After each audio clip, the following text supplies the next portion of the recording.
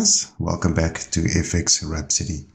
Today we are looking at the British pound, US dollar, and we will also be looking at the British pound, Japanese yen. But first off, let's start off with GU on the monthly time frame.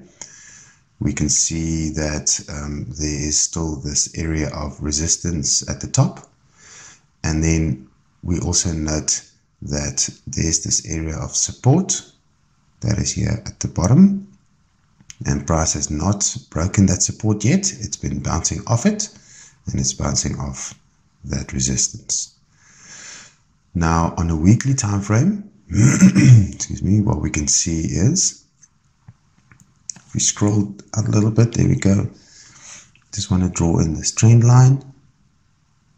So let's just make it perfect. We can see that there was this break in the trend line. So it was respecting it, and then it broke the trend line. It came up and it retested it. And now what we see is we find this again, this resistance level at the top. And then let me just expand this a little bit more. Here we go. So we can see this big area of support. So there's this resistance area over here. We can actually take the top one out. We take that resistance area because that's the closest one. So it's a support and resistance area. You can see this big area of support at the bottom as well. So what we want to see is that area being broken, that support being broken. But we also let's look at the retracement. So if we take our Fibonacci from the high to the low, we can see that we want price to come and retest that area at least to the 50, or in between the 50 and 62%, that highlighted area. So we want price to come and retest that area before, and that area also falls nicely with that trend line, or a bigger retracement to the trend line. So before anything else, before we see any sales happening, I think we're looking at that big retracement at the top. So let's go have a look at the daily time frame. Let's expand this a little bit more. Now on a daily time frame, what we see is there is this nice big area of resistance at the top. The market was in a range at the top, and we see all those candles being retesting that area. So in that area, there's a lot of sellers that climb into the market. And when the sellers climb into the market, what they do is they leave their sell stops just above those highs, and that is our buy liquidity. That is our buy liquidity that we're looking at. So what we know of price action is going to come back and retest that area. And then, or it's going to seek out that area. But over here, we see price going down, going up again. We're making a retracement, hence forming another area of buy liquidity. So that is, more buyers climb, so they push the price up. Sellers climbed, pushed the price up, buyers climbed in, they pushed the price up again, and then more sellers climbed into the market, leaving their buy stops over there and creating that buy liquidity. Same at the bottom here, they pushed the price down, the sellers, it came up again, leaving more buy liquidity. But what we can see is that you have all these buy liquidity in the market. You can see over here on the left hand side that the buyers climbed into the market, pushing price up and then sellers climbed in, so they pushed price down again, taking out the sell liquidity of those buyers that pushing price up. So currently what we're seeing is price trying to hunt that buy liquidity because it has not been taken out in the market. It's still there. We can see this area of support at the bottom here, which is our new low basically.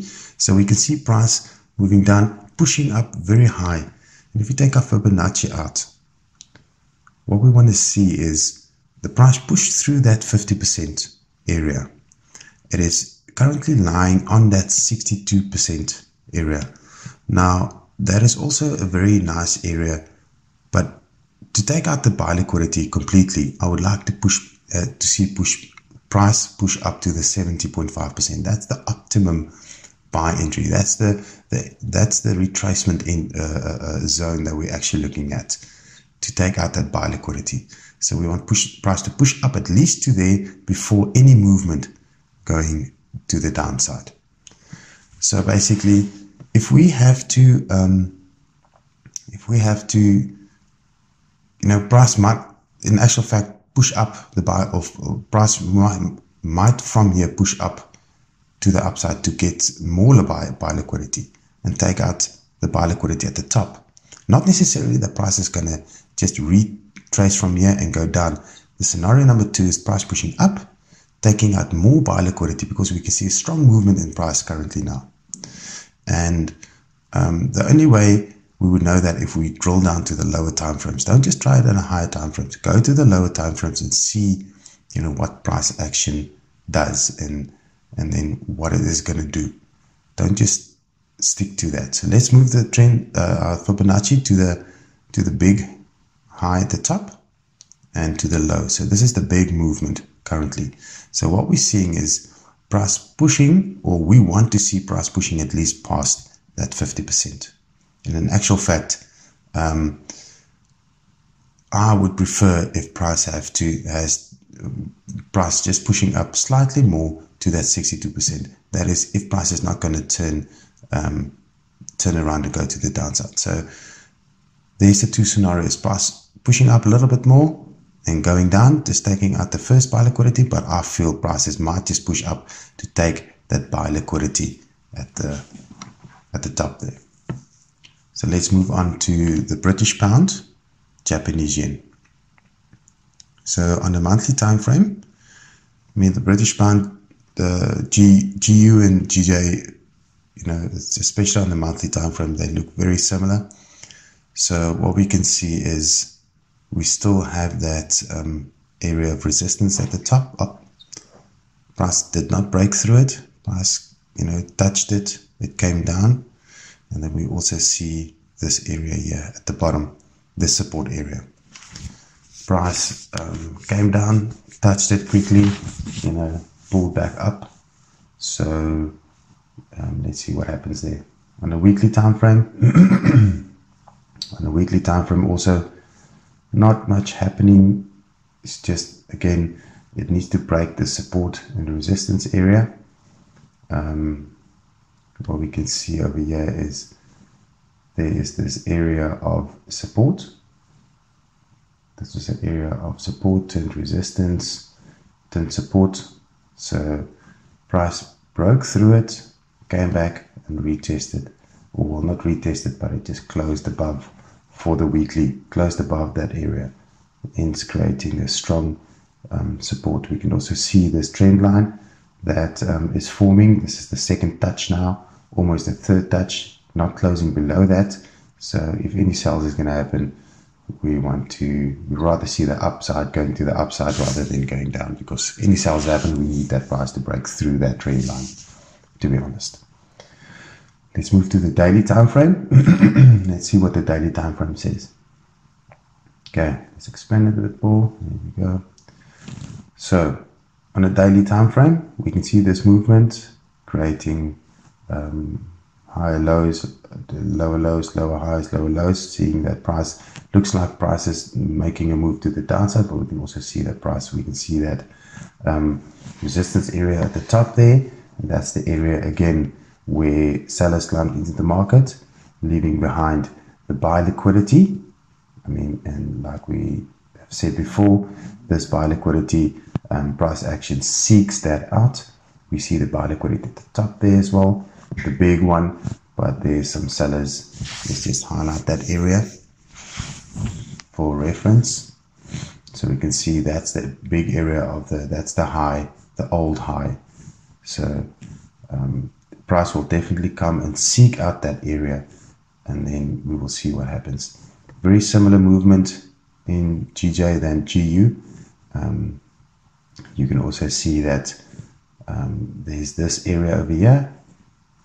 It's another area of buy liquidity that's been left in the market, and this is the area that price is going to be seeking out. You can see sellers climbing in there, buyers climbing in, pushing price up, sellers climbing in more. You can see that the buyers climbed in on that side and then pushed the price up, and then eventually price came down, taking out that sell liquidity that the buyers left behind. So what we see is this big movement of this candle to the upside, a big bullish engulfing, if I can say that, bullish engulfing that was created. So what we want is price to see is price moving into that buy liquidity. If we take our Fibonacci out from the high to the low, we can see price pushing through that 50% area. Let's just move it down a little bit so we can see. So currently price is sitting again at that 70.5%. This is a very good retracement area in the market, and we can see price from here moving down. This is a optimum trade entry. When price retraces, it goes there, but the candle is very bullish and it looks like it's going to move up. So let's move up Fibonacci a little bit more to the previous high, so we can see. There we go. That's a much better view. So we want to see price moving again to that 79%, and then which is going to be taking out that first buy liquidity before moving to the downside. So let's see, guys. Let's see what's going to happen to this area over here. Anything can happen, but again, you need to move to the lower time frames. You need to see if this is going to be the area, the 79% area. If this is going to be our sell area that we're going to be looking at, price is going to be pushing to that area, taking out, because we know that is what price action does. It hunts that buy liquidity. Go to the lower time frames, see what it does.